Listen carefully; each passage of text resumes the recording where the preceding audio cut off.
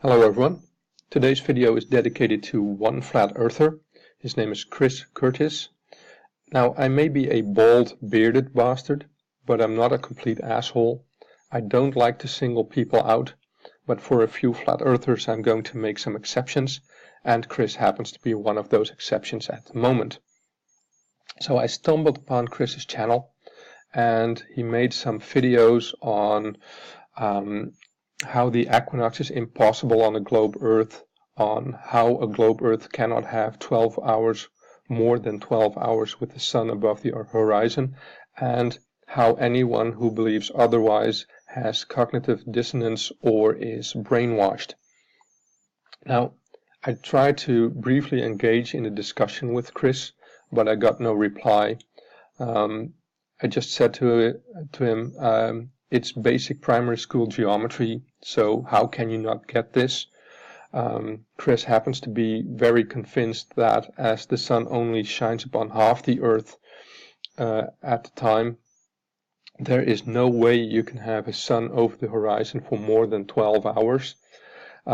So in one of his videos I placed my latest response, and I got a bit more strict, saying it's basic geometry, kindergarten level, how can you not get this? So he did leave a reply, but I don't think Chris agrees, as his final response was, the sun can only shine on exactly half of the sphere regardless of the tilt or inclination. And yes, he's correct. That is what happens. But Chris doesn't seem to understand basic geometry. So I'll try to explain, and I'll try to keep it short. We'll start with geometry itself. Basic geometry is questions concerned with the shape, size, or relative position of figures and the properties of the space these figures are in. So when we're talking about the Earth and the sun's rays, you're looking at the size of the Earth, the size of the sun, the relative position of the two towards each other, and the sun's rays, and the position of us as humans on the planet as we see the sun. Now, looking at that, Chris should have some understanding of this, because in one of his videos he used this picture. So he should know that the sun's rays are parallel. You have an terminator line halfway through, which, like he said, only shines upon half the Earth, leaving the other half in the dark. Chris should also know that the Earth is tilted, and this would leave more than half in the sun in the top part and less than half in the bottom part, at least for the summer solstice, for the northern hemisphere. So Chris should know this because, well, he used that picture in this video. So Chris knows this, and he chose not to understand it, perhaps. So seeing my discussion with him, my brief discussion with him, I'm going to give it a short try to explain this to him. So I've taken this picture, I've shown this picture to him, I've used the link in one of the comments, and I'm not sure if Chris has seen it or has understood it. But anyway, this one shows the solstices and the equinoxes and the way the sun shines on the Earth. Now, as you can see, for the solstices I've shown the axis completely, as for the equinoxes they are not shown. As you can see that the Earth is tilted and it rotates over its axis. Anything between the axis and the terminator is illuminated.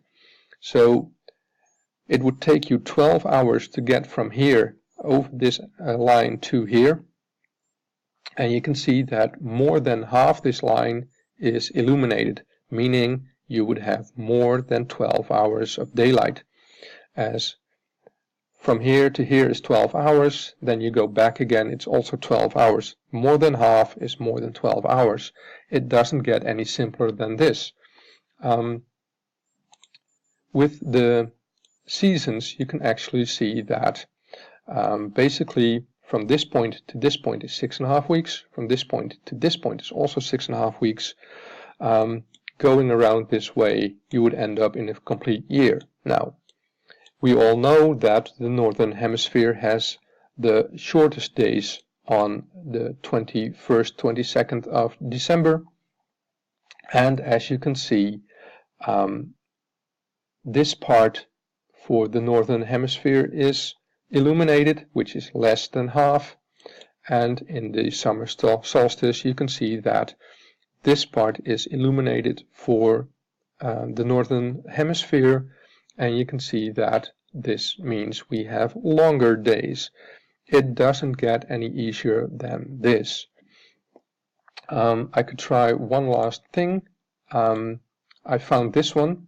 This picture shows the Earth tilted, and it shows the 40 degrees line here.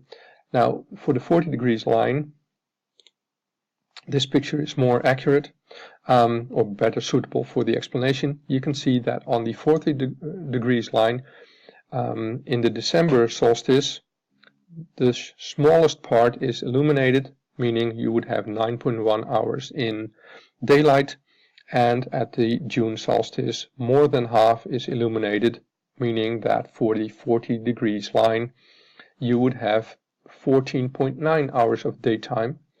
And if you're at the 66.5 degrees line, you would be within the North Pole circle.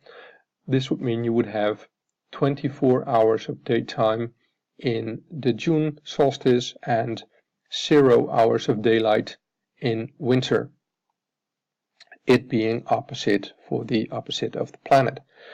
It really doesn't get any easier than this, yet Chris seems to have a bit of a problem with understanding this, claiming we are all brainwashed.